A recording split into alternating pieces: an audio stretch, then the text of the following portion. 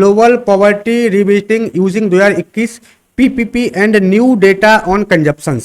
तो इस रिपोर्ट के अनुसार भारत की अत्यधिक गरीबी दर जो 2011-12 में 27.1% थी, वो घटकर 2022-23 में 5.3% रह गई है। अत्यधिक गरीबी क्या होती है भाई? तो इन्होंने बेसिकली भारत के संबंध में ये चीजें बताई हैं।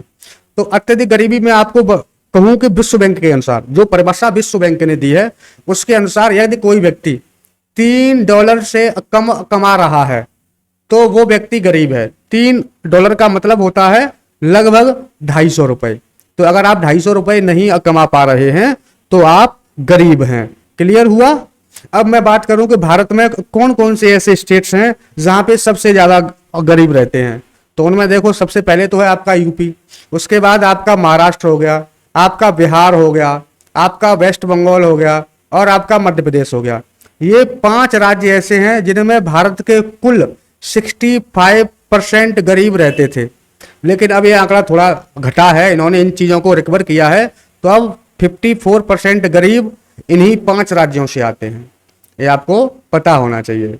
क्लियर हुआ? और पूरे इंडिया में मैं आपसे कहूं तो लगभग वर्ल्ड बैंक ने बताया है इस रिपोर्ट में कि 2022-23 में, मतलब 2011-12 से लेकर 2022-23 तक, पिछले लगभग 11 से 12 सालों में इंडिया में लगभग 17 करोड़ लोग अत्यधिक गरीबी से बाहर निकले हैं।